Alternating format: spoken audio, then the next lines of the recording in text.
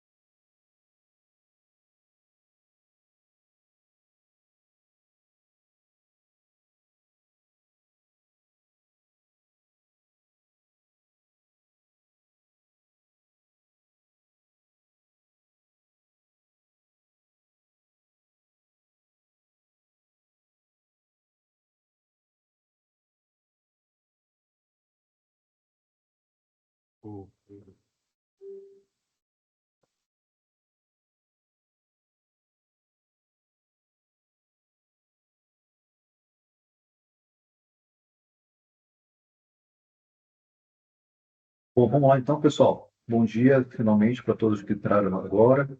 Bem-vindos ao nosso Collab número 8. Obrigado por estarem aqui conosco mais uma vez.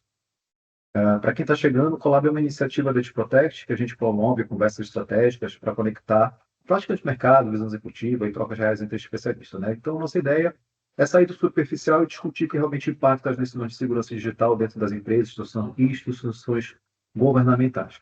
No nosso último Collab, várias pessoas pediram, solicitaram e a gente atendeu, então a gente recebe mais uma vez o Alquises Moraes da Pura para falar sobre um tema que já começa a ocupar um espaço estratégico na agenda de cibersegurança das empresas: a ameaça e defesa quântica, a segurança para uma nova era. Bom, pessoal, para quem não acompanha o nosso último collab, onde a gente falou de CTI, inteligência de ameaças, eu vou apresentar aqui brevemente o nosso convidado e principal speaker, o Kizzy Moraes, que além de líder de segurança cibernética da Pura, ele também é um dos profissionais mais atuantes na comunidade brasileira de segurança da informação. Com 25 anos de atuação em TI e 15 anos de atuação direta em threat intel, previsão de fraudes em empresas como C6 Bank, RSA Security e VeriSign, o Akizis também é reconhecido como um articulista e palestrante em eventos no Brasil e no exterior, com participação ativa em iniciativas como a SSA Brasil, Cloud Security Alliance Brasil, Garoa Hacker Club e a Mente Binária. Estamos aqui com uma pessoa indicada para falar com a gente sobre o assunto. Também estamos recebendo o nosso excelente coordenador do MDR, o Rafael Gil Oliveira, o nosso Rafa, trabalha, já conta com mais de 15 anos de experiência em TI, é especialista em cibersegurança e é acostumado a liderar times com grande responsabilidade, atuando em ambientes críticos e complexos. Ele está aqui hoje para fazer comentários e inserções ao longo da apresentação, trazendo uma perspectiva prática da operação de cibersegurança. E para quem não me conhece, eu sou Billy Anderson, sou diretor de operações aqui de Edge Protect. Eu sou responsável por todas as entregas que os nossos times de projetos de cibersegurança fazem. No dia a dia, a gente lida com todos os times de identidades, de exposição, proteção de redes, EDR, entre outros. Tá? A ideia hoje aqui, pessoal, é a gente, a partir da experiência do Akizis, tratar sobre os riscos, desafios e oportunidades que a computação quântica traz na segurança da informação. E para finalizar, alguns avisos rápidos antes da gente iniciar. Ao longo da apresentação, quem tiver dúvida, por favor, coloque aqui no chat, que a gente vai organizar isso e no final da apresentação a gente vai ter uma sessão de Q&A e depois das perguntas e respostas nós vamos ter um sorteio do kit de mochila e Moleskine da It Protect. Mas aí só vai valer para quem tiver participante online, ok? Então fica até o final que a gente vai sortear e a pessoa vai estar online, vai ganhar essa premiação. Então é isso. Sem mais delongas, eu vou passar a palavra para o Anquises para iniciar a apresentação. Bola está contigo, Anquises. Oi, Willy, muito obrigado aí pela apresentação. Rafa também, né? Obrigado aí por estar junto aí conosco, né? Obrigado também pelo convite, por ter sido aclamado para voltar aqui no Webinar Collab com vocês, né? A Protect é um grande parceiro da Apura. Eu trabalho na Apura já há mais de 3 anos, né? Como líder de inteligência de ameaças. A Apura é uma empresa brasileira, focado principalmente em inteligência de ameaças, cyber threat intelligence. Ah, também fazemos alguns serviços de forense e red team também, mas o core business da Apura, né, o principal negócio da Apura, reside na inteligência de ameaças através de uma plataforma própria que nós temos, que é o BTT New. Essa apresentação eu criei para vocês, né? Assim, a gente alinhou o tema e tal, e eu fiz uma grande pesquisa aí para conhecer, entender e poder compartilhar quais são as principais ameaças que nós temos com o crescimento, né, e o potencial surgimento da computação quântica num patamar onde ela consegue representar, além de uma oportunidade, né, uma grande oportunidade para a ciência, para a tecnologia, para a humanidade como um todo, mas também, né, como todas as grandes inovações, né, ela também traz uns riscos, e é o nosso papel, justamente isso, discutir esses riscos, entender e trabalhar para mitigar o mais cedo possível antes que a ameaça se torne uma grande realidade, né? Então, eu espero que vocês gostem bastante aí dessa conversa que nós teremos aí nessa próxima 1 hora, né? Essa jornada sobre as ameaças e a defesa frente e as possibilidades de defesa frente à computação quântica. E acho que está todo mundo vendo minha tela de boinha, né? Peço só desculpa que eu tô com aquela gripe típica de paulista, né? Quando entra o inverno, que muda o tempo todo, e o tempo fica doido, o nosso corpo também fica doido junto. Então, de vez em quando eu posso dar uma pigarreada e tal, mas eu vou tentar segurar, né? Mas, assim, muito obrigado pela participação de todos. De novo, obrigado pelo convite. Esse webinar vai ficar gravado, né? E depois ele vai para o YouTube da IT Protect. Então, quem estiver vendo a gente depois também, espero que gostem aí do conteúdo. E vamos em frente, né? Que estamos aqui, né? Duas mentes brilhantes, né? Dois carecas aqui e o Iri para trazer um conteúdo bem legal para vocês, né? Então, falando sobre essa questão da defesa quântica, antes de mais nada, quero fazer uma provocação, né? A gente acabou de ter a maior Copa, né, do mundo, da FIFA, de todos os tempos. E aí, o que que a gente tem de expectativa para 2030, né? A maior Copa do Mundo de todos os tempos, né? A FIFA já está prometendo fazer uma Copa do Mundo em 2 continentes, em 6 países, pensando em aumentar a quantidade de países jogando e tal, né? Então, em 2030, a grande maioria de nós estaremos lá de novo, né? Com os olhos ligados na televisão, no YouTube, ou qualquer que seja a tecnologia que a gente vai usar para acompanhar os jogos lá em 2030, né? Até que é uma pergunta interessante, né? O que que a gente vai usar em 2030 para assistir a Copa, né? Se a gente pensar que na Copa passada a gente não tinha, por exemplo, transmissão via YouTube de altíssima qualidade, né? Que igual a gente viu esse ano. Nas outras Copas a gente não tinha, mal e mal tinha internet para assistir direito, né? Uma partida da Copa, né? Em 2030 a gente deve ter algumas novidades aí também, né? Vamos ver o que que a tecnologia nos dará de presente para 2030, né? Mas tem uma coisa,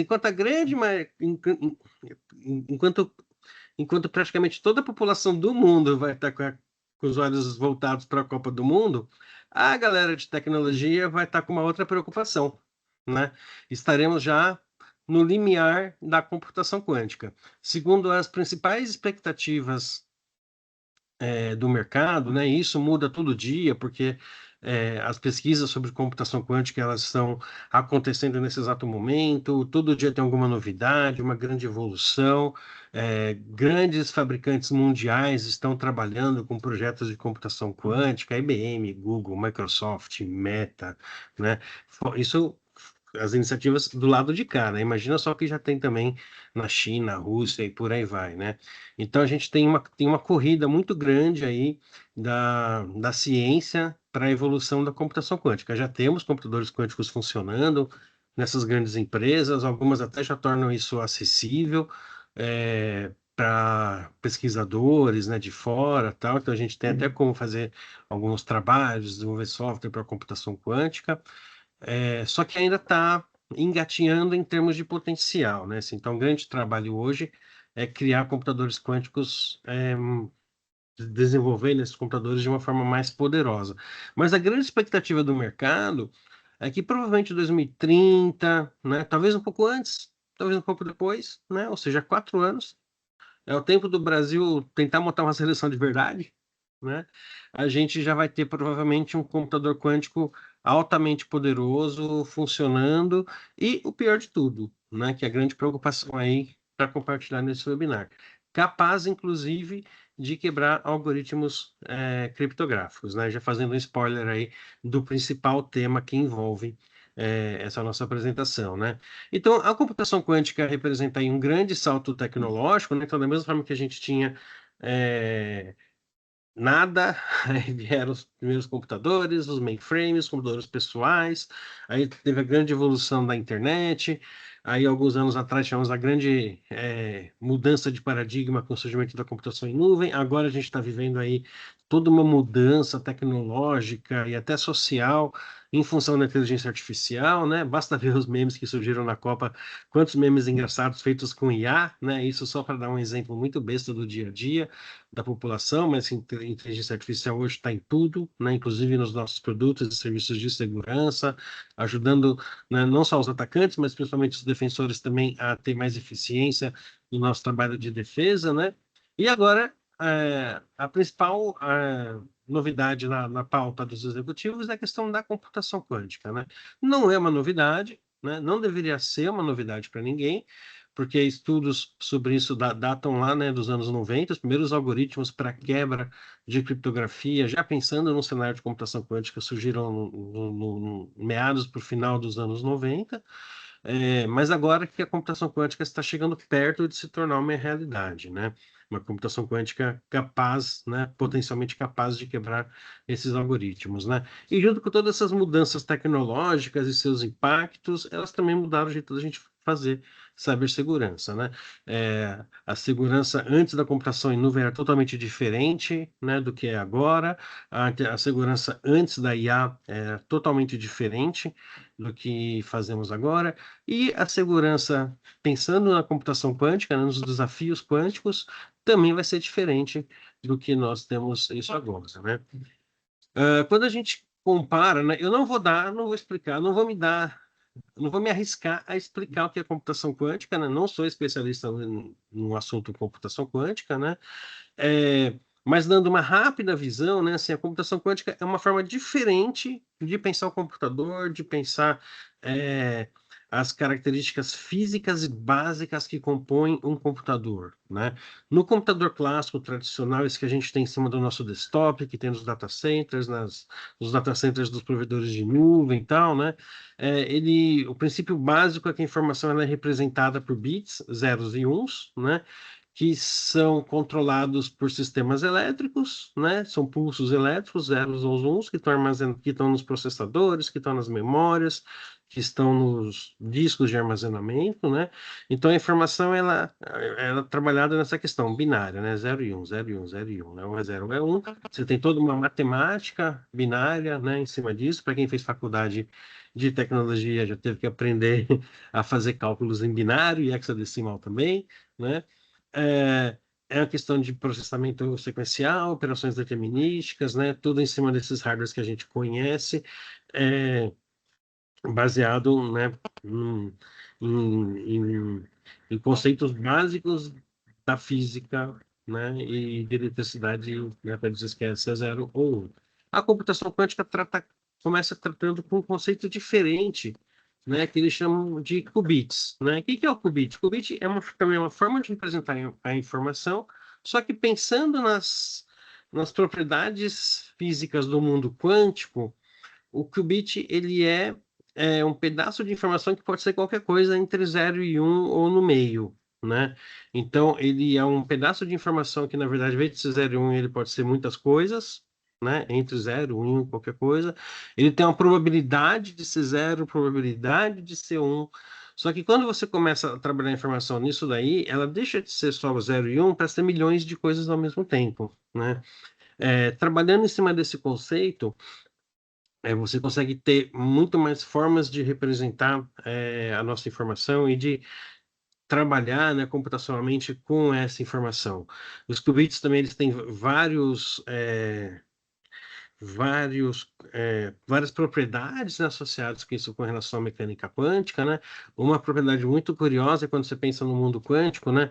Você tem dois componentes quânticos que eles podem estar sincronizados ao mesmo tempo, independente da distância, né? Então eu posso ter dois qubits sincronizados quanticamente entre eles, né? Obviamente, para construir isso daí, você precisa ter todo um computador super especial com relação a isso, né? Então, quando a gente vê umas imagens de computador quântico, você vê um processadorzinho quântico desse tamanho de nada, dentro de uma torre gigante, né? Onde essa torre gigante, na verdade, ela só serve para garantir o isolamento e o resfriamento desse processador para que ele consiga preservar as propriedades quânticas dos elétrons que estão dentro desse processador e que representam os qubits, né? Então você consegue ter em cima disso, em vez de um processamento sequencial, um processamento superposto, né, de vários processamentos ao mesmo tempo, com paralelismo, e isso acaba dando uma agilidade exponencial na capacidade de processamento. O interessante também é que a computação quântica, ela está sendo desenvolvida, né, e dentro desse modelo, ela é extremamente eficaz e útil para a resolução de problemas matemáticos, principalmente, né? Se você usar o computador quântico para abrir uma planilha Excel, ele vai ser tão rápido quanto o seu desktop, por exemplo, né? Mas, em compensação, se você utilizar ele para rodar um programa matemático de simulação, de previsão do tempo, de simulação de um modelo é, de arquitetura, ou de qualquer coisa, um modelo biológico e tal, vai fazer um processamento milhões de vezes mais rápido do que um processador normal, né? Então, hoje, então, assim, a computação quântica, né, ela tem essa capacidade, graças a essa agilidade absurda na resolução de problemas matemáticos, né, ela conseguiria resolver problemas, ela conseguirá, né, e tem conseguido, inclusive, resolver problemas que hoje a gente considera matematicamente inviável, porque o poder de processamento que a gente tem hoje no computador tradicional ainda não é capaz de resolver esses problemas rapidamente, né?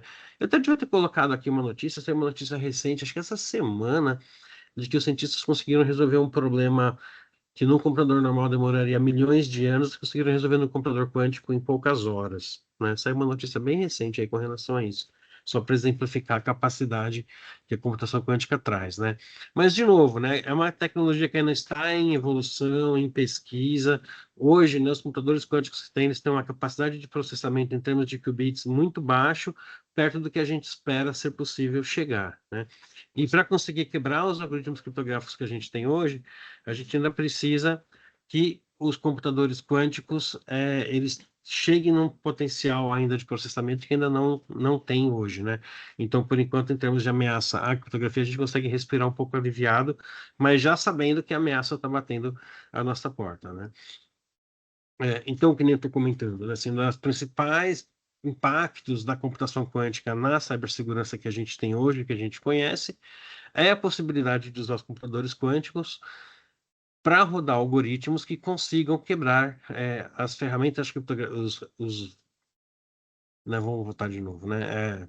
A grande vantagem, a grande preocupação, né, o grande impacto da computação quântica na cibersegurança é a capacidade potencial de rodar algoritmos capazes de quebrar os principais algoritmos de criptografia que nós utilizamos hoje no nosso dia a dia. Então, quando eu navego no site, né, esse site tem um certificado digital que o identifica, isso daí vai fazer um estabelecimento de chaves criptográficas entre o meu browser e o site, por exemplo, né, ou meu aplicativo e o servidor do banco, por exemplo, né? Vamos compartilhar essa chave de uma forma segura. Essa chave vai ser usada para abrir um canal de comunicação criptografado via HTTPS, por exemplo, entre as duas pontas, né? Entre o meu browser e o site, ou entre o aplicativo e o banco, né? Isso tudo só funciona, né? E a gente só tem internet do jeito que a gente tem hoje porque isso tudo funciona baseado nesses algoritmos criptográficos que a gente já tem. O RSA, por exemplo, é dos anos 70, né? Que ele foi criado, tal. E o Diffie-Hellman também, né? 74, 76, se não me engano. É, Na verdade, o Diffie-Hellman surgiu um pouquinho antes, né? O RSA foi uma variação, foi uma evolução em cima do Diffie-Hellman. E a criptografia de curva elíptica também é um algoritmo que a gente tem mais recente, né? De poucos anos para cá, ele já tem sido atualmente bastante utilizado por todo mundo, né? Então, com a computação quântica, né, existem alguns algoritmos já criados para tentar quebrar a criptografia existente, né, RSA, Diffie-Hellman e curva elíptica. Só que esses algoritmos que existem hoje para quebrar esses algoritmos criptográficos, eles não têm um poder computacional suficiente para conseguir quebrar de uma forma eficiente, né? A expectativa é que, com a computação quântica, esses algoritmos consigam, de uma forma eficiente e rápida, quebrar a criptografia que a gente tem hoje, né? E esse é o grande risco, né? Então, pegando aqui um exemplo, né, o próprio site da IT Protect, você acessa lá, você pede para visualizar o certificado digital do site da IT Protect, né? E o certificado digital nada mais é do que um arquivo, né, a grosso modo, né, que ele identifica, ele associa a identidade do seu site, da sua empresa, ou quando você fala certificado digital pessoal, é a sua identidade, né, o seu CPF, ele associa a uma chave de criptografia pública e privada, né? Você mantém a chave privada para você e o certificado ele representa a chave pública associada à tua chave privada, associando ele à sua identidade. Então, quando eu abro o site da IT Protect, ele vai dizer que, olha, itprotect.com.br, né? É um site que pertence à empresa IT Protect e tal, e que ele tem uma chave de criptografia de 2048 bits, que é usada para criptografar, fazer hash, verificação, né? Embalagem dos dados criptográficos, né, dos dados a serem criptografados, e tem uma chave pública associada a ele. Então, esse é o principal papel do certificado digital, e é ele que vai dar início à comunicação criptografada entre as duas pontas, entre o meu browser e o site, né?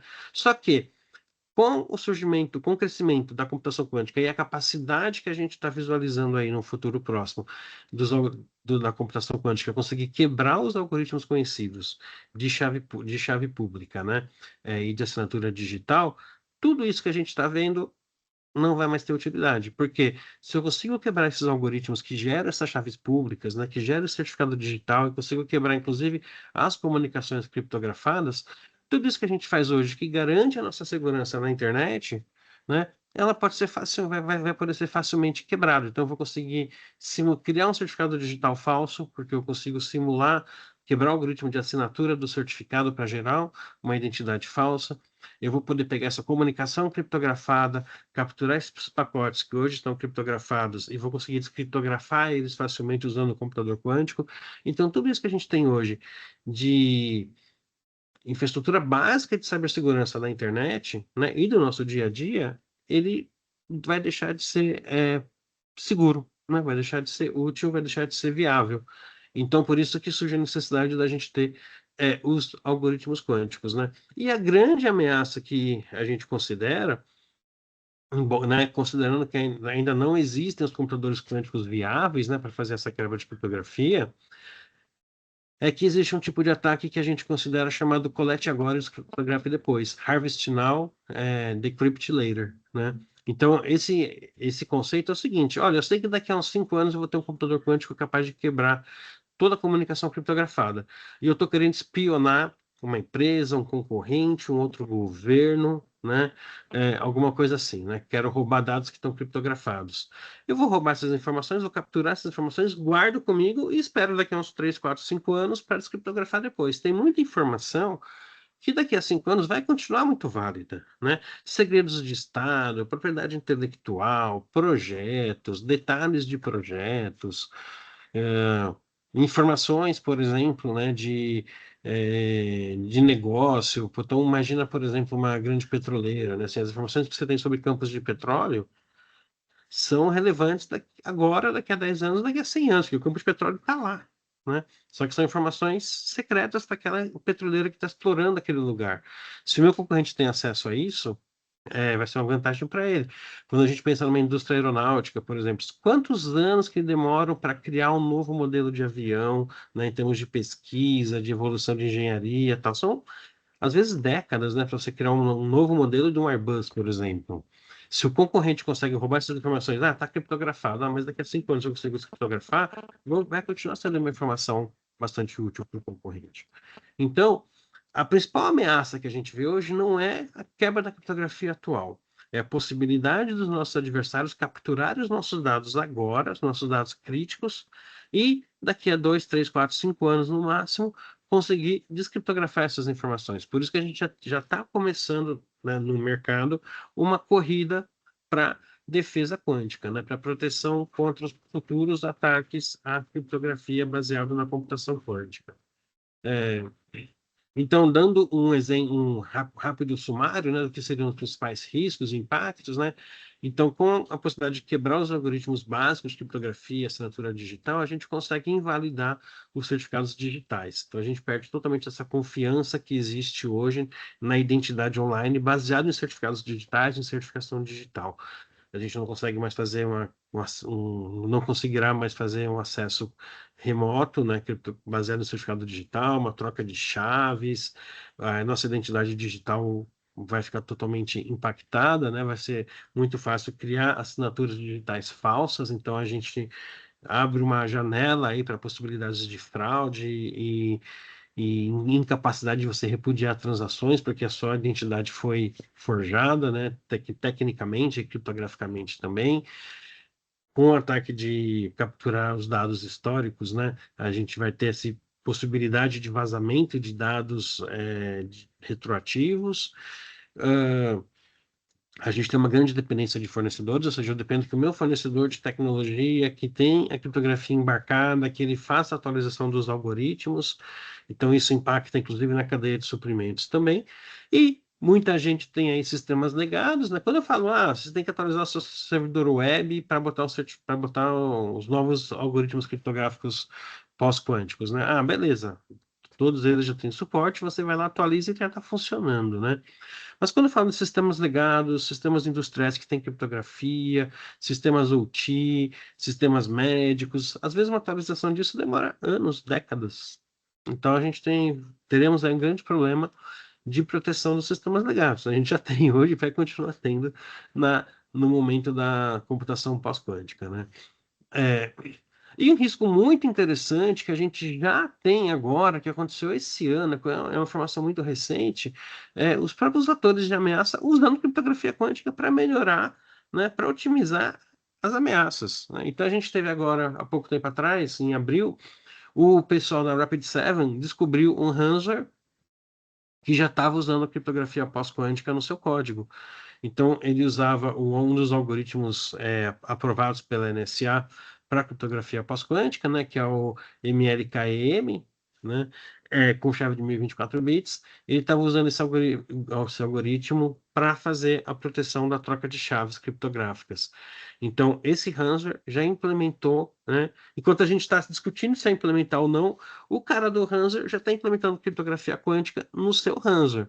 Dá mais segurança para o criminoso, né? Porque é, é praticamente impossível de nós, né, uma vez infectados por esse ransomware, tentar quebrar a criptografia dele, porque ele está usando já uma criptografia pós-quântica, no caso específico, para proteção de chaves, né? E por outro lado também é um grande efeito de marketing, né? Olha, meu ransomware está com criptografia pós-quântica, você não vai conseguir se defender, tal, você vai ter que pagar o resgate, não adianta tentar correr para outro lado. Então, isso também é uma ferramenta de marketing para o criminoso, né? Para assustar mais ainda a vítima, né? Então, enquanto os criminosos já estão avançando na criptografia pós-quântica, a gente está aqui discutindo se vai ou não vai, né? Hashtag fica a dica. E, mais um motivo para a gente se preocupar também, né? Então, entra aí a nossa necessidade de defesa quântica, né? Como que a gente pode se proteger contra esse futuro quântico de uma computação quântica, onde tudo que a gente conhece de cibersegurança pode ser totalmente derrubado, né, e para o chão total. Então, a principal ferramenta que a gente tem hoje já são os algoritmos de criptografia pós-quântica. Então, o pessoal do NIST, né, do governo americano, NIST é o órgão de regulamentação de tecnologia do governo americano.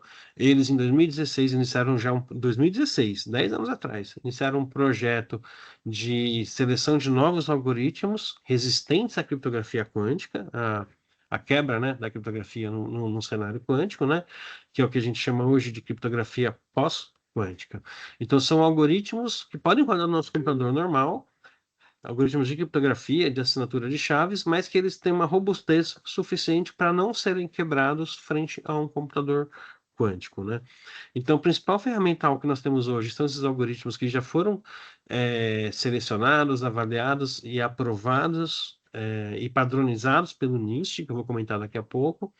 A gente tem o conceito também de agilidade criptográfica, né? Criptoagilidade, que basicamente é você reestruturar o seu modelo de criptografia para que ele não fique dependente totalmente do algoritmo. Você tem toda uma estrutura, uma infraestrutura criptográfica que tem agilidade e facilidade de trocar o algoritmo, porque a expectativa é que com o avanço da computação quântica, os algoritmos de criptografia podem ser quebrados rapidamente, então tem que rapidamente conseguir trocar, caso necessário. Inclusive, olha que curioso, dos algoritmos que o NIST aprovou, ele aprovou, por exemplo, um algoritmo principal para fazer assinatura digital e já aprovou um secundário e um terciário. Porque se o principal dá algum problema no futuro, você já tem um segundo, já tem um terceiro para usar também. Por isso que essa necessidade de ter uma agilidade nessa minha arquitetura de criptografia para conseguir trocar algoritmos assim que for necessário. O processo de escolha do NIST, ele considerou inicialmente, se não me engano, 15 algoritmos, né, potenciais candidatos. Eles foram separados entre os mais prováveis, né, e os ainda precisa melhorar um pouco. Esses mais prováveis, se não me engano, que foram os finalistas, foram 7 algoritmos. E em 2022 ele já selecionou os 4 principais e 2024, se não me engano, mas eu vou ter isso acho que na próxima tela, lançou os 3 principais recomendados, que agora já tem. Hoje, na verdade, já é um cardápio de 5 algoritmos, né? Porque teve um que foi lançado, divulgado também recentemente. Outro conceito muito importante quando a gente fala nessa defesa quântica é a gente ter um inventário criptográfico, um inventário de quais ferramentas que a gente tem que utilizam criptografia, que algoritmos que eles utilizam, né? Aí a gente passa já para pensar na gestão de riscos do ponto de vista de ameaças da computação quântica e da criptografia pós-quântica, né? E também tem um trabalho de governança dessa transição. Não é simplesmente eu chegar lá e atualizar o browser e está tudo bem, né? Do ponto de vista corporativo, tem que ter uma governança desse processo, trabalhar em cima desse inventário, ter um calendário de alterações, de atualizações, né, para fazer todos os processos de atualização. É, então, na prática, né, que nem eu comentei, né, em 2024, o NIST lançou os 3 primeiros, né, e principais algoritmos prontos, né, para um mundo pós-quântico, né, que é o que a gente chama de criptografia pós-quântica, né, ou a gente fala também que é QPC, né, PQC, Post-Quantum Cryptography. Esses 3 algoritmos, então, é, um deles, né, que é o MLKM, né, ele é usado para fazer troca de chaves de criptografia, o MLDSA para assinatura digital, e que nem eu comentei, tem um terceiro algoritmo que é o SLHDSA, que é também para assinatura digital, e ele também foi aprovado já pensando como ser um backup para o MLDSA. Então, eles já pensaram no principal e no secundário também, né? Então, de novo, esses algoritmos, que a gente chama de criptografia pós-quântica, eles são projetados para rodar no nosso computador atual com novos algoritmos criptográficos que são capazes de resistir a ataques realizados por um processador quântico, né, por algoritmos rodando em processadores quânticos. Então, são algoritmos que eu posso simplesmente ir no site do NIST, baixar esse algoritmo, baixar o código dele, rodar, compilar, rodar e jogar na minha aplicação e já sair criptografando de uma forma segura, pensando no cenário pós-quântico, né? Então a gente já tem isso totalmente disponível desde 2024, já há 2 anos já está aí disponível para todo mundo baixar, usar, conhecer e já planejar a sua migração. Várias ferramentas muito utilizadas por aí, como browsers e os browsers populares, os servidores web populares, por exemplo, eles já têm suporte a esses novos algoritmos. Então a gente tem essa expectativa, né, do dia em que a computação quântica vai ser realidade e vai quebrar os algoritmos criptográficos, né, que é o que a gente chama no mercado de Key-Day, né, o dia da computação quântica. Então já existe essa expectativa que provavelmente esse Key-Day ele deve acontecer entre 2030 e 2035, dependendo da evolução rápida, mais rápida ou menos rápida da computação quântica. E então o que a gente como mercado tem trabalhado como um cenário de datas é o seguinte, né? 2024 foi quando o NIST publicou os padrões de criptografia pós-quântica, nos 3 algoritmos. Então, a gente imagina então que já é hora de sair correndo para já trabalhar num processo de migração para criptografia pós-quântica. Então, nesses próximos anos agora, nos primeiros anos, a gente tem que começar a fazer essa fase de planejamento, inventário, planejar como será essa migração, né? Já começar a rodar alguns pilotos. De agora até 2030, a gente precisa já correr com a implementação em larga escala da criptografia pós-quântica. Na sequência também, a gente entre 2030 e 2033, né? Considerando que em 2085, se a gente pegar todas as principais papers e regulamentações que têm surgido, né, sobre implementação de criptografia pós-quântica, todo mundo considera que 2035 é a data limite para a gente fazer a migração, né? Provavelmente, em 2035, a gente já vai estar muito próximo de ter um computador quântico capaz de fazer a quebra da criptografia. Então, entre 2030 e 2035, o que sobrou a gente tem que já migrar, porque senão já vai ser tarde demais.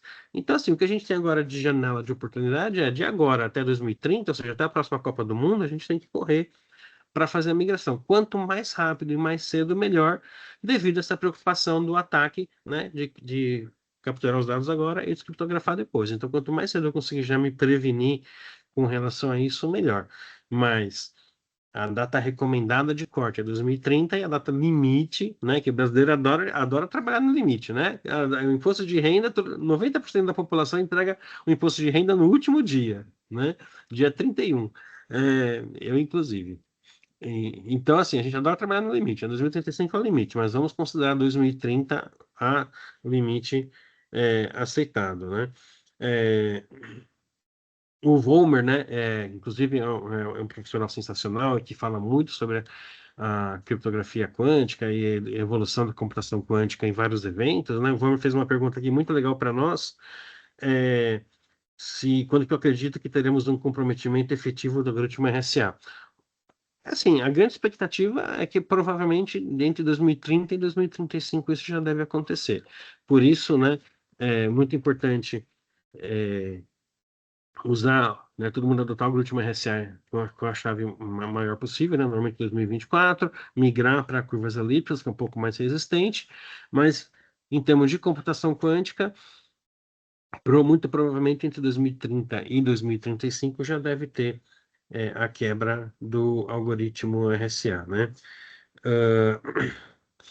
O Volmer também fez uma pergunta sobre o tempo em que as entidades governamentais brasileiras estão levando em uma definição sobre essa migração da infraestrutura brasileira para a criptografia das placas quânticas, né?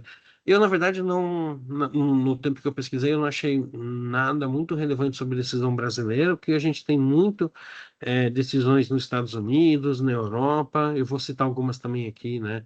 Na Austrália também. e todos eles estão dando como data limite entre 2030 e 2035, já no 35 na data de corte, né? Mas eu vou dar alguns exemplos depois, mas a gente ainda tem que evoluir muito isso aqui no Brasil também e cobrar isso dos órgãos reguladores do governo também. Então, assim, gente, vamos trabalhar assim, né? O ideal até 2030 a gente ter finalizado o processo de imigração, principalmente nos ativos mais críticos, né? Nos elementos mais críticos da nossa infraestrutura que usa criptografia para proteger os dados mais sensíveis. Então, 2030 tem que ser esse limite para os ativos críticos. Por isso que é importante a gente ter esse inventário criptográfico que a gente fala muito no mercado, né? É, então, dando um exemplo, né, em junho, né, ou seja, mês passado, há menos de um mês, exatamente um mês atrás, o governo Trump lançou uma ordem executiva atualizada, né, com recomendações claras e detalhadas e específicas sobre migração dos sistemas federais, né, dos sistemas governamentais, para os algoritmos de criptografia pós-quântica. Então, essa ordem executiva ela já entrou com o objetivo de acelerar a transição dos órgãos de governo americano para o uso de criptografia pós-quântica nos sistemas críticos, né? E aí a recomendação principal deles é o quê? Até 2030, todos os sistemas devem já adotar os algoritmos de criptografia pós-quântica para fazer a gestão de chaves criptográficas, e até 2031, todos os sistemas do governo americano já devem estar rodando criptografia pós-quântica para criptografia e assinatura de dados, tá? Então, o governo americano né, eles já tinham várias outras ordens, né, tem recomendações do NIST, de vários outros órgãos, tal, mas a mais recente saiu exatamente mês passado, já dando como deadline, né, para os sistemas críticos até 2030 e 31 ter isso daí. Quando a gente vê as regulamentações dos outros países, né, da Europa, Reino Unido, Canadá, e mais alguns outros, todos estão, né, também nessa faixa entre 2030 e estourando 2035. Ninguém está dando regulamentação para depois de 2035. Olha, no máximo 2035, tudo tem que já estar migrado para computação, para algoritmos de criptografia pós-quântico. E aí, daqui em diante eu quero só passar, vou passar mais ou menos rapidinho para não ficar maçante, tá? Mas assim, como que deve ser uma receita de bolo para a gente fazer um projeto de migração para a criptografia pós-quântica? Eu me baseei muito num. Existem vários materiais sobre isso. Eu gostei muito do material do pessoal da Coalizão para a Criptografia Pós-Quântica, né? PQCC, Post-Quantum Cryptography Coalition. Eles têm no site deles, né? Bota lá PQCC, acho que é .org, se não me engano. Eles têm um material bem detalhado que eu resumi aqui nessa apresentação. Tem informações do NIST também. Se você pesquisar sobre migração para criptografia pós-quântica, você acha muito material. E eu gostei bastante desse roadmap da coalizão de criptografia pós-quântica, né? Eles separam em 4 grandes passos, que eu vou explicar um pouquinho mais para frente, que basicamente é a preparação, criar um baseline para entender o que tem que fazer, executar, né? Botar a mão na massa e sair correndo e implementar a criptografia pós-quântica e finalizar com monitoramento, avaliação, retroalimentação, né? E tudo mais. Então, nos próximos slides até o final, eu vou dar uma visão geral sobre esses 4 passos, que eu acho que é uma recomendação muito legal e é um guia que já serve de base para todo mundo. E tudo começa, obviamente, com você criando esse projeto de migração dentro da sua empresa, dentro da área de cibersegurança. Isso pode ser um grupo de trabalho, um squad. Provavelmente, na grande maioria das empresas, se tiver alguém responsável, vai ser uma equipe, né? Que é bem comum a gente ver isso daí, né? Jogar tudo na mão de uma pessoa só, você que toca isso daí, né? Joga na mão do coitado lá e ele vai fazer esse trabalho de coordenar essa migração, né? Mas assim, nas grandes empresas, se já não tem, provavelmente vão criar ou um grupo de trabalho ou um squad só para discutir isso daí, porque é um projeto grande, é um projeto que envolve todos os sistemas da empresa. Porque hoje tudo está em preocupação de segurança, tudo, e se tem segurança, tem criptografia, porque a criptografia é a nossa principal ferramenta de proteção de dados que a gente tem hoje, tanto para dados em trânsito, dados em descanso, né, at rest, dados armazenados em repositórios e tudo mais. Então, vamos passar rapidamente aqui nos 4 passos, então, da coalizão de criptografia pós-quântica. O primeiro passo, então, né, eles têm um documento aí, Pós-Quantum Cryptography Migration Roadmap, que está disponível gratuitamente online, né? Você dá uma googada aí, ou depois manda para a gente manda um link para vocês, tá? É, Nós vamos publicar também no blog da Pura esse material também, né? Então, acho que hoje ou amanhã a gente publica no blog da Pura no LinkedIn. Mas, assim, o primeiro passo, então, é preparar, né? Fazer toda a preparação, criar o grupo de trabalho, começar o planejamento, né? Então, vamos identificar essa relevância, essa necessidade, né? Convencer os acionistas, os possíveis times envolvidos, né? Segurança, TI, arquitetura, jurídico, área comercial, né? Principalmente a área de gestão de riscos também, sobre essa grande necessidade de migração para novos esquemas de criptografia, qual é o impacto que isso tem, né? Isso tem que ser uma estratégia corporativa, né? Ou seja, isso realmente tem que ser uma decisão corporativa, que vai apoiar a formação de um time para lidar com esse projeto de migração.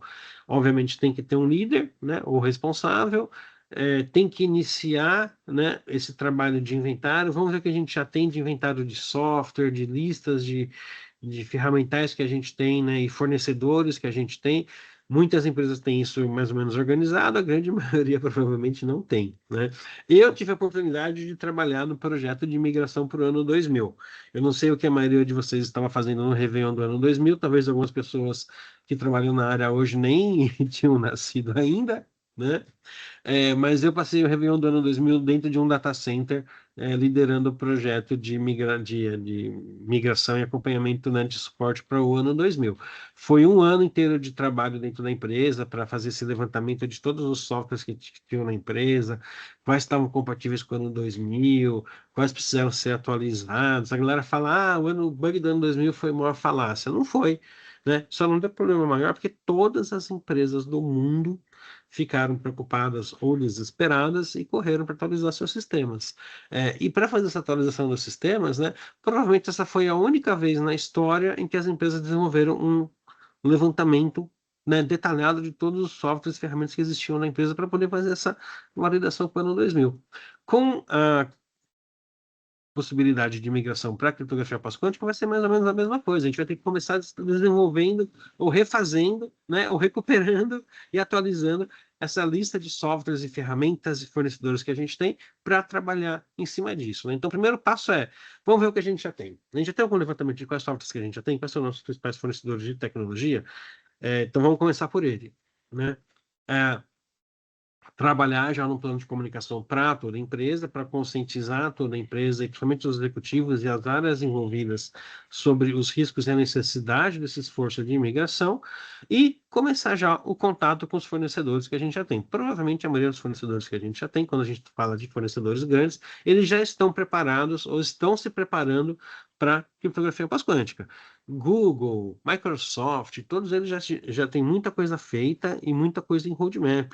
Cloudflare, ferramentas de cibersegurança, todas elas já estão ou já com muita coisa feita ou já com o roadmap pronto já. Ela vai falar, olha, daqui a uns 2 anos no máximo já vai estar tudo 100% compatível, por exemplo, né?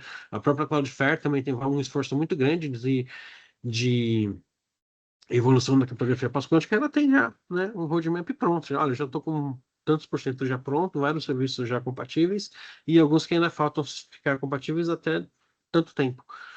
Então é importante muito a gente já começar esse mapeamento com os nossos fornecedores. Então, essa conversa com os fornecedores, que ela é fundamental, ela tem que existir e tem que já entrar. Olha, dentro das soluções que você tem, o que, que já está compatível com a criptografia pós-quântica? Quais sistemas já tem isso daí? Se não tem, eu vou precisar desenvolver alguma coisa para mitigar as ferramentas que eu tenho internamente, desenvolvido internamente. Aí é um problema também. Aí eu tenho que entrar com o meu time de desenvolvimento e já começar a cobrar com eles, né, uma capacidade, qual que é a capacidade e qual que é a possibilidade de a gente já começar a trabalhar no projeto de migração dos meus sistemas internos para suportar a criptografia pós-quântica. Eu vou ter que botar algum hardware adicional, né? Se eu, de repente eu tenho um sistema legado que eu sei que vai ser muito difícil atualizar ele, de repente eu vou ter que botar uma camada de criptografia por cima disso, uma VPN, por exemplo, por cima disso, né, uma proteção específica, jogar ele numa DMZ separada, né, DMZ da galera que não gosta de criptografia quântica, né, jogar esse cara numa DMZ e ter uma VPN fechada com suporte à criptografia pós-quântica para proteger essa galera. Então, eu tenho que, de repente, implementar soluções ou hardwares adicionais para mitigar os riscos, né? Quanto que isso envolve de custo? Qual que é o impacto disso? Qual que é o esforço disso? Então, tem que já, nessa fase de preparação, começar as conversas com os meus fornecedores internos e externos para, no segundo momento, desenvolver, né, nossa lista, né, nossa linha base de o que, que deve ser migrado ou não, né? Então, no segundo momento, que é onde a gente vou estabelecer o meu e vou consolidar o meu plano de migração, eu ainda não vou migrar, eu ainda estou na fase de planejamento, né? Estou no segundo passo da fase de planejamento. Agora eu vou realmente planejar de verdade. A gente vai estabelecer qual que é o meu plano de migração, qual que é o orçamento que eu tenho, o que, que eu vou precisar gastar ou não. Já vou consolidar o meu inventário, né, de ativos criptográficos, o que, que eu tenho de ferramental tecnológico, o que já tem suporte, o que, que já não tem, o que, que eu vou precisar, né, migrar ou não, quem do meu ferramental tecnológico já tem, né, já suporta ou não, o fornecedor já suporta ou não, com quem que eu vou ter que trabalhar com relação a isso. E aí vou levantar também quais são os ativos críticos para o negócio, quais são meus sistemas que estão expostos, que têm dados mais críticos, informações mais relevantes para o negócio, e eu vou priorizar a migração para essa galera mais crítica, né? Lembrando, todas as recomendações governamentais que a gente tem, eles dividem claramente. Olha, sistemas críticos tem que ser até 2030, mais ou menos. Sistemas não tão críticos, estourando 2035. Então, a gente tem que ter essa avaliação, né? Tem que ter esse inventário e essa avaliação para poder focar no que é mais crítico.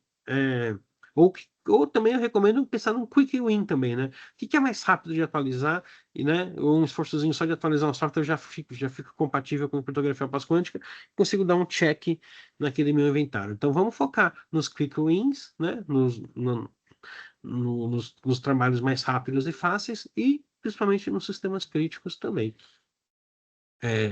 Então, o que a gente pergunta-chave nessa fase, né?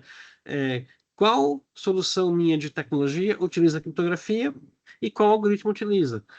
Essa solução já é compatível com os algoritmos, né? Já tem suporte aos algoritmos de criptografia pós-quântica? Se não tem, eu tenho que falar com o fornecedor, eu tenho que falar internamente para, né, meu time de desenvolvimento atualizar a ferramenta. Quem que está envolvido nesse processo de atualização, né? E, de novo, quais são os nossos sistemas mais críticos para o negócio, né? Onde eu devo trabalhar primeiro, devo priorizar os nossos esforços de imigração. O terceiro passo, então, é botar a mão na massa. Vamos começar esse esforço de migração, né? Então, é a fase de planejamento e, principalmente, a execução. Então, a gente vai ter um plano detalhado de imigração, já alinhado com os meus fornecedores internos e externos. Já vou ter identificado os ativos mais importantes, que devem ser atualizados ou, de repente, substituídos, né? Primeiro, né, que são aderentes à criptografia pós-quântica. Já vou ter as minhas iniciativas de curto prazo, que é focado, de novo, né, nos mais críticos e nos quick wins, né, os mais fáceis da vida. Já vou ou atualizar as ferramentas, ou adquirir ferramentas novas, ou desenvolver internamente as minhas soluções de criptografia pós-quântica e implementar, né? Realmente botar a mão na massa. Então, o terceiro passo é o mais importante, mas que ele não pode acontecer sem ter um planejamento anterior, né? E que demanda, obviamente, um pouco de tempo, né? Um pouco de gasto de cérebro e project. Quando a gente então fala nessa parte de execução, de novo, né, assim, adotar os três algoritmos aprovados pelo NIST, né, o MLKM, o MLDSA para assinatura digital e, se necessário, também o SLHDSA para assinatura baseada em hash, né. Eu acabei não comentando, mas curiosidade, desses três algoritmos já selecionados pelo NIST, dois deles, por exemplo, foram desenvolvidos pela IBM, né, que é um dos grandes polos de pesquisa em tecnologia. Eu comentei que já teve mais dois outros também que foram aprovados pelo NIST, né, que hoje o cardápio, na verdade, são de 5, mas estou focando nesses três que são os principais, né? Um que foi aprovado recentemente, ele foi desenvolvido pela Meta também, ou seja, os grandes empresas de tecnologia do mundo, elas estão envolvidas, estão participando desse esforço de criptografia pós-quântica também, né? É, então, o foco é todos os algoritmos vulneráveis à criptografia pós-quântica, é, perdão, todos os algoritmos vulneráveis a ataques baseados em computação quântica, que são, né, RSA, Diffie-Hellman, o ECDH, né, o curva elíptica, ECDSA também, eles devem ser descontinuados gradualmente nesse meu processo de migração. Então, vou mapeando quem usa ele, vou atualizando essas ferramentas, esses softwares para os algoritmos aprovados pelo NIST, né? O que não der para atualizar, eu vou jogando para frente e já vou acionando o fornecedor, já vou montando uma estratégia de mitigação específica para essa galera. Mas nesse momento de execução, meu foco principal é pegar todos os algoritmos vulneráveis, jogar fora e substituir, né, pelos algoritmos de criptografia pós-quântica que tem. Então, essa é a fase 3, né? É uma coisa que vai ser feita gradualmente, não dá para mudar todo o meu ambiente de tecnologia do dia para a noite, né? Isso envolve, né, não só atualizar as ferramentas, mas atualizar também as minhas aplicações internas e as minhas bibliotecas criptográficas também. Às vezes eu uso uma biblioteca que ainda não foi atualizada, às vezes tem uma biblioteca que já foi e eu posso já tenho o algoritmo na mão para alterar minha ferramenta também. Isso envolve testes de uso, testes de interoperabilidade também, né? Somente quando fala em comunicação, né, entre as duas pontas. Tem impacto em desempenho também. Eu lembro muito quando, não sei quem lembra, mas quem é tão antigo, né, mas a coisa de uns 10 anos atrás não era comum todos os sites usarem HTTPS. Hoje é super comum. Você não acessa um site na internet que não tenha criptografia, que não tenha HTTPS. Quando começou esse grande movimento de migrar os sites, né, de todo mundo, que hoje é normal, né, mas que antigamente não era.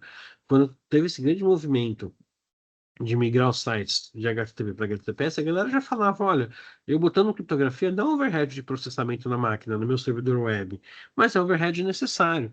Eu lembro que na época era mais ou menos 30% de overhead que dava na máquina em termos de processamento, né? Então você tinha que ter servidores melhores, com maior poder de processamento para eu conseguir rodar meu site web servindo HTTPS, né? Acesso criptografado. Com a criptografia pós-quântica é a mesma coisa, né? Os algoritmos de criptografia pós-quântica, eles demandam um processamento um pouco maior também do que a gente está acostumado hoje. Então, eu vou necessitar de hardwares melhores também para rodar essas minhas ferramentas que usam criptografia pós-quântica. Então, eu tenho que avaliar o impacto da criptografia no desempenho das minhas aplicações, né? E compatibilidade com elas também, né? E que nem eu comentei, né? Isso daria para ficar um dia inteiro só falando disso, né? Trabalhando no conceito de agilidade criptográfica, né? Criptoagilidade ou criptoagility, né? Ou seja, eu reestruturar meus sistemas e minha política e meus ferramentais criptográficos para eu ter mais facilidade de suportar múltiplos algoritmos de criptografia, porque de agora em diante eu posso ter mudanças acontecendo mais rapidamente. Pra vocês terem uma ideia, é, hoje a gente teve só praticamente duas grandes mudanças em termos de algoritmo criptográfico desde os anos 70, tá? De novo, né? Os principais algoritmos criptográficos que a gente tem hoje, eles surgiram da metade para o final dos anos 70. O RSA, para criptografia de chave pública e privada. Na época tinham vários algoritmos, né, para criptografia simétrica, né? Quem vai lembrar do DES, né? O Data Encryption Standard era o mais utilizado, entre vários também.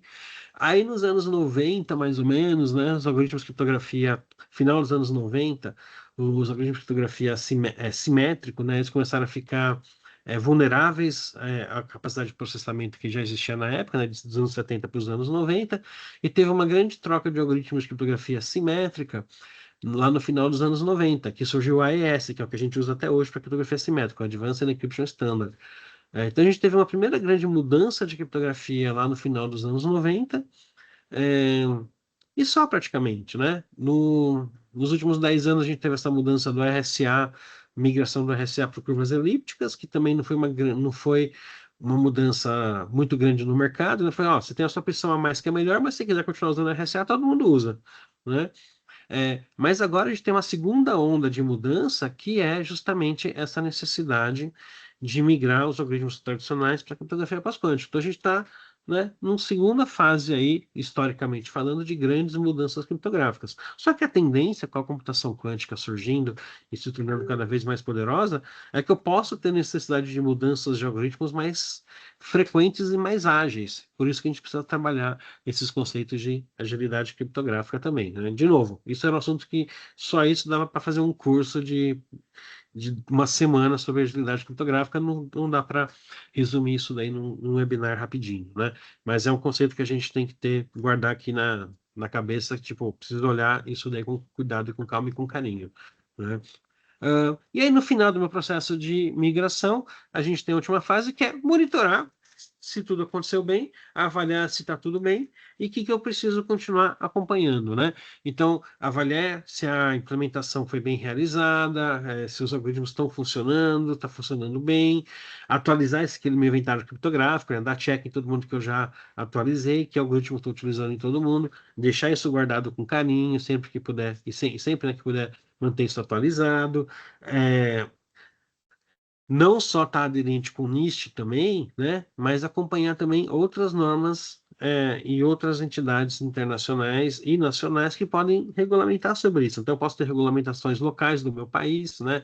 A gente pode ter aqui no Brasil em breve alguma regulamentação sobre a adoção de criptografia pós-quântica. A gente pode ter regulamentações setoriais também do setor de saúde. O RIPA nos Estados Unidos, por exemplo, já tem recomendações sobre isso. A gente pode ter algumas recomendações, por exemplo, de setores mais relevantes, como o setor bancário, telecomunicações e por aí vai. Então, a gente tem que ficar de olho aí e acompanhar as novas regulamentações que estão surgindo, né, todo dia praticamente. Ter esses indicadores para essa migração, né, quanto foi completado, o que falta, o quanto já está performático ou não, e manter os times atualizados também, né? O processo de migração ele não vai acabar simplesmente em 2030, ele vai demandar que meus times eles tenham acompanhado isso daí, estejam capazes de entender o que está acontecendo e atualizar sempre que necessário, né? E a gente, como profissional de cibersegurança, tem que estar sempre atento aos riscos com relação a isso, né? Todo esse tema de segurança criptográfica e criptografia pós-quântica também. É, e aí, fazendo uma listinha, né? Os top 8 dicas, né? Para o nosso CISO que está nos acompanhando, o que ele deve começar a fazer agora e focar nesses próximos 12 meses, montei aqui uma listinha para vocês, tá? Então anota aí, tira o print da tela, anota no papel de pão e tal. Como que a gente já pode começar a sair, né? Arrasta para cima e compre meu curso de como sair do zero para criptografia pós-quântica em 12 meses, né? Então eu montei aqui uma listinha de recomendações rápidas, né? De novo, tem todo esse projeto, essa receita de bolo de como criar o seu projeto de migração que o pessoal da Coalizão de Criptografia Pós-Quântica fez e que eu recomendo como muito legal esse material. Mas assim, vamos lá, na prática, né? Preciso começar agora. O que meu siso do coração precisa fazer? Primeiro, nomear um dono para a coisa. Né? Cachorro sem dono morre de fome, né? Ditado dos nossos bisavós, né? Então, nomear um líder para coordenar meu programa de migração para criptografia pós-quântica. Começar esse meu inventário criptográfico, porque ele é a base do meu processo de migração. Avaliar qual é o meu risco que eu tenho. Eu tenho competidores que podem se interessar em roubar minhas informações? Quais são as principais ameaças? Né? Quais são as áreas mais impactadas? Por onde eu devo olhar primeiro? Né? Fazer essa classificação de dados e sistemas, identificar que são os prioritários e críticos, conversar com os meus fornecedores mais críticos e avaliar se eles já têm suporte ou não à criptografia pós-quântica, e se não tiver, qual é o roadmap deles, então já levantar essa informação também. Começar a trabalhar nesse conceito de ter uma arquitetura ágil, né, para a criptografia, começar a trabalhar nesse roadmap de imigração. Então, assim, se a gente conseguir nos próximos 12 meses, até, né, até meados do ano que vem, já desenhar um roadmap de imigração, a gente já está bem, já está bem na foto. E começar a fazer um piloto de imigração, né? Deixa eu pegar alguns sistemas mais fáceis, algumas coisas mais simples e tentar migrar. O seu site web, por exemplo, não tem por que ele não ter suporte de criptografia pós-quântica hoje em dia. Né? É muito fácil fazer isso. Então vamos já começar, né, os quick wins, as coisas mais fáceis. Deixa eu testar aqui, levantar o servidor web aqui de teste. Pô, é só fazer isso aqui, só atualizar e definir esse algoritmo aqui como algoritmo default, tal, e aí a galera começa a utilizar, beleza, vamos já começar com relação a isso, né?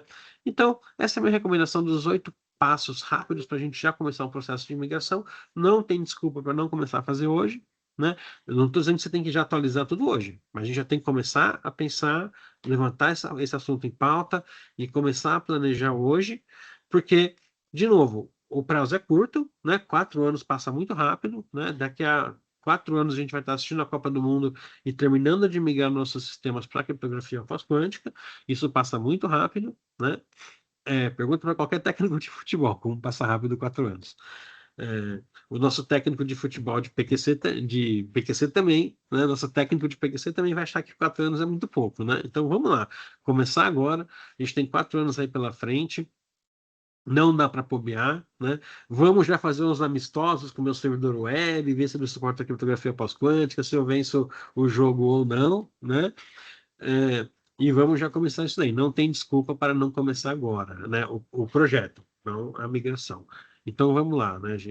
Convido todos aí que estão nos assistindo, toda a nossa audiência aí, a já começar a pensar nesse processo de migração, né? Já começar a levantar os requisitos, começar a conversar com os fornecedores, começar a conversar com a galera de TI, de segurança, de desenvolvimento também, para a gente começar um squad, um esforço de migração, né? E escolher um coitado para ser o líder do programa de PQC da sua empresa. Então, basicamente isso, né? Quero finalizar com uma provocação. Você já está pronto para a criptografia pós-quântica? Tem um site muito legal, que é o isquantumsafe.info. Você navega lá, entra lá, você bota o site que você quer, por exemplo, eu botei aqui google.com, e ele fala: olha, sim, esse cara já é compatível com computação quântica. Opa, não, esse cara ainda precisa atualizar, né? Então já provoca aí, né? Será que o seu site web já está pronto para criptografia pós-quântica ou não? É super rápido e fácil de testar. Assim como tem essa, tem várias outras ferramentas também. Se a gente pesquisar rapidinho, tem várias referências aí de informações, onde procurar, ferramentas para testar, para implementar e tudo mais, né? Então, do meu lado é isso, né? Deixa aqui meu e-mail também, né? kismoraesapura.io. Somos parceiros aí da IT Protect, mas entre em contato com a galera da IT Protect, que a gente está junto nessa jornada aí, de riscos e de proteção contra a computação quântica, né? Acho que tem mais perguntas também aqui no chat, né? Ou, Deixa eu dar uma olhada boa. aqui. Podemos iniciar o nosso Q&A, mas primeiro eu queria agradecer, né? Já que nós estamos falando em show de Copa, né? É um show de bola aí sua aula. Agradeço, Anquises, né, Obrigado. por esse detalhamento aí, né? Introduzir o tema tão importante, né, no nosso futuro. A gente escuta, né, às vezes que recebe um convite, né, para participar, ou mesmo para né, estar aqui acompanhando, a gente entende que é tão distante, né, essa questão aí de defesa quântica e tudo mais, mas vendo aqui os dados e principalmente as datas, né, é possível compreender de fato a importância desse aprendizado, tá? Então, eu agradeço bastante aí você pela aula e vou furar a fila aqui do Q&A, anotei algumas perguntas, tá bom? Ótimo. Eu, Vamos lá. eu, gost- eu vi que você comentou um pouco lá no início da apresentação sobre os ambientes legados, né? Atualmente eles já são uma dificuldade para as operações de defesa, né? E aí eu vi até que você falou escolher alguns sistemas, proteger outros, né? E eu queria saber se a utilização, né? Como que se faria sentido a utilização de uma criptografia híbrida para esse cenário de ambientes legados ou uma evolução, uma transição para defesa quântica. Sim, com certeza. Fala-se muito também nessa questão de ter uma arquitetura híbrida. Eu acabei não colocando nos slides, mas sim, a gente fala muito sobre essa possibilidade, né? Principalmente nesse momento de migração, de você construir uma arquitetura híbrida, né? Tanto, por exemplo, implementando alguns algoritmos de criptografia pós-quântica e outros não ainda, né? Esperar um pouquinho, né? Então, o próprio exemplo do ransomware, que eu citei, né? Ransomware Kyber, né? Olha que interessante. Na verdade, aquele ransomware, eu estou dando o exemplo do ransomware porque ele é um exemplo real, né? Prático, né? E que está documentado, né, na imprensa, na própria Rapid7 tem um paper sobre ele e tal, né? Esse ransomware, ele na verdade tem duas variantes, uma para Windows e outra para Unix, né, para atacar sistemas VMX, né? A variante para Windows, ele tem, de fato, o algoritmo pós-quântico A variante para Linux não tem. Então, na verdade, das duas variantes do mesmo Hanser, só um deles implementou, de fato, algoritmo de criptografia pós-quântica, né? E ele implementou só um algoritmo para fazer a gestão de troca de chaves. Para fazer a criptografia, ele usa uma criptografia tradicional ainda, né? Então, ele é, por exemplo, uma solução, né, tecnológica que usa uma abordagem híbrida, né? Em algumas coisas implementou já criptografia pós-quântica e outras ainda usa a criptografia tradicional que a gente usa, né? A gente tem uma janela de imigração, a gente tem aí 4, né? 4, não vai estourando 10 anos no máximo de trabalho de imigração. Então a gente pode ir migrando aos poucos e pode ir migrando conforme a possibilidade, a capacidade dos meus sistemas, o suporte dos meus fornecedores ou a capacidade do meu time de desenvolvimento de adequar os sistemas. Então, eu posso ter mais soluções com a implementação híbrida, né? Onde alguns algoritmos foram implementados, outros não. Ou eu posso também, né, que nem eu comentei, né, que a gente fala muito, né, você tem uma camada de segurança adicional para proteção específica para criptografia. Então, eu posso ter um Uhum. tunelamento desse meu ambiente, né, onde esse tunelamento vai ter suporte à criptografia pós-quântica, mas a comunicação dentro desse tunelamento ainda usa a criptografia tradicional, que, Uhum. né, para o dia a dia hoje é suficiente, mas que para daqui a 4, 5 anos, frente a uma computação quântica acessível e viável e capaz de quebrar esses algoritmos, não vai mais ser suficiente. Então, sim, a gente fala muito sobre ter modelos híbridos, né, de vários tipos, né, que eu comentei, desde algoritmos misturados, né, pós-quânticos ou não, ou camadas de segurança pós-quânticas e outras não. Legal. Boa. Fazer mais uma, aí eu paro de furar a fila aqui, eu deixo você responder as demais perguntas Tranquilo, aqui. Rafa. Eu vou trazer para um pouco para minha área de defesa, mas também a sua zona de conforto, eu acredito, Anquises, eu queria Aham. saber como que a inteligência de ameaças pode apoiar um SOC na preparação para os riscos quânticos, né? Sim, sim. Assim, eu sou um grande fã da área de inteligência de ameaças, né? Tanto é que eu trabalho nisso já há muitos anos, senão eu seria retardado de estar aqui, né? Seria doido de estar aqui. É, mas, assim, do ponto de vista da inteligência de ameaças, a grande vantagem é que é, a gente acompanha o cenário de ameaças em tempo real. Então a gente sabe o que já está acontecendo, né? O que já tem de notícia, o que já tem de caso, o que já tem de exploração, de ataque conhecido ou de melhorias conhecidas. Então a área de CTI, né, de Cyber Threat Intelligence, pode apoiar muito o SOC, até a própria gestão, o CISO, em tomar decisões mais baseadas em riscos reais, né? Então, olha, eu já vi que teve alguns tipos de ataque, eu sei que algumas empresas, alguns governos já estão desenvolvendo capacidades de ataque à criptografia baseado em algoritmos pós-quânticos. Eu sei que, de repente, atores já estão trabalhando com essa estratégia de capturar os dados agora e descriptografar depois. Então, a gente pode apoiar muito a empresa fazendo esse trabalho investigativo para entender quais são os riscos reais hoje, né? E que podem ser riscos potenciais no futuro próximo. Bacana. Eu vi que tem uma Uhum. pergunta do Léo aqui, Leonardo Muito legal. Gonçalves. Muito legal essa pergunta dele. Você quer dar uma lida e eu respondo? Claro. Ele perguntou para você, considerando que muitas soluções de segurança adquiridas pelo setor público permanecem em operação por 5, 10 ou mais anos, vocês acreditam que já deveríamos sugerir que os editais constem requisitos de preparação para criptografia pós-quântica ou criptoagility? Você tem observado esse movimento no mercado ou ainda é algo muito incipiente? Boa pergunta. Pergunta sensacional, né? Que tem várias camadas de resposta, né? Sendo mais objetivo e claro possível, né? Sim, com certeza, todos os editais já deviam estar já prevendo suporte à criptografia pós-quântica, né? Porque quando a gente fala de sistemas públicos, né, de sistemas governamentais, sistemas públicos, né, são sistemas que a contratação é demorada, a recontratação também pode ser um processo demorado.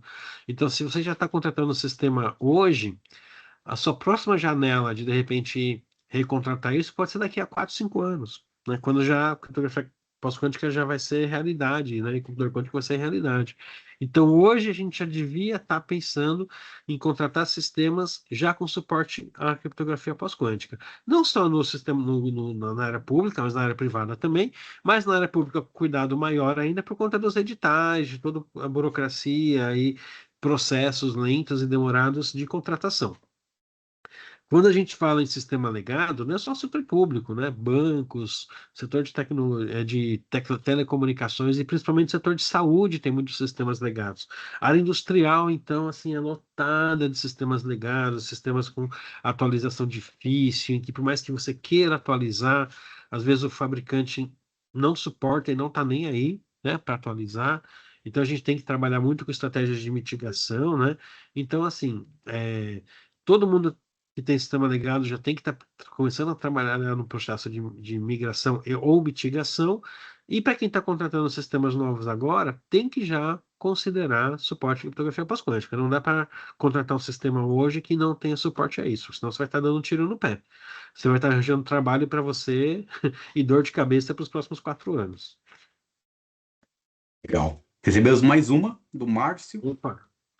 No caso dos smartphones, devido à limitação de hardware, uma vez que os algoritmos pós-quânticos exigem chaves maiores e demandam mais recursos computacionais, a criptografia híbrida será suficiente para garantir a segurança na transição? Olha, excelente pergunta também, né? A gente tem que considerar que assim, existem dois tipos de smartphone, né? O high-end e o low-end, né? Provavelmente todos nós que estamos aqui nesse webinar, a gente tem um telefone high-end, né? Que provavelmente ele tem um suporte ou a próxima versão já vai suportar, né? Já vai ter hardware suficiente para suportar a criptografia pós-quântica. A grande maioria da população que usa aquele iPhone 7 recalchutado, né? Aquele Galaxy veinho, tal, com a tela rachada, tal. Essa galera realmente vai ter dificuldade, vai ser um desafio tecnológico para todo mundo. É, mas assim, de novo, é um processo de imigração de 4, 5 anos, né? A gente acredita que provavelmente é, vai ter grande melhoria com relação a isso, né? E de fato, assim, a gente tem que pensar em proteção e algoritmos de criptografia pós-quântica no aplicativo mobile também, até porque hoje, né, o que a gente mais faz hoje é os aplicativos móveis, é muito mais do que o web no nosso dia a dia, principalmente para grande parte da população. Então, sim, a gente tem que preocupar com isso. A gente tem que trabalhar já num processo pensando nisso, né? Que todo mundo que desenvolve aplicativo mobile já tem que pensar nisso também. É o momento de testar, é o momento de validar, é o momento de analisar qual que é o impacto, né? A gente tem aí 4 anos para trabalhar com relação a isso, para fazer esse processo aí de planejar e implementar uma migração. Mas é inevitável, a gente vai ter que mudar isso daí, né? Não tem como Legal, fugir.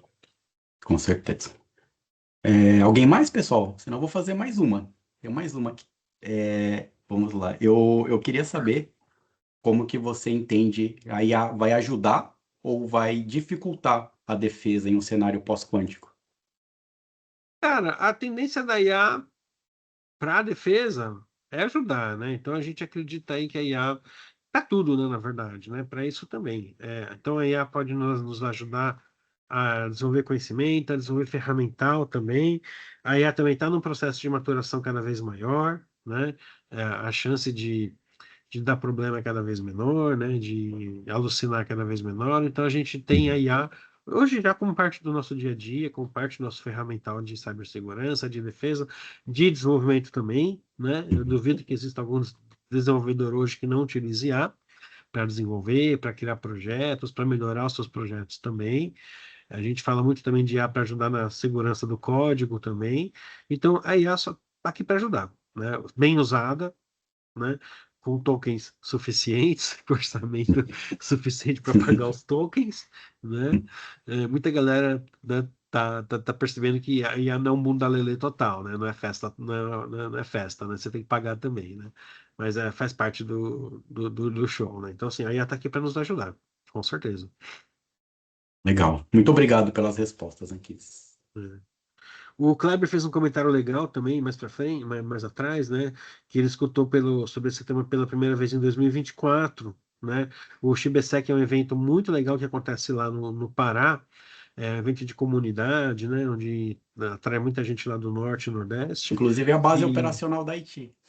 olha, sensacional, incrível, né? Pará é lindo, e tal, né? Adoro. Já fui uma vez e vou voltar esse ano.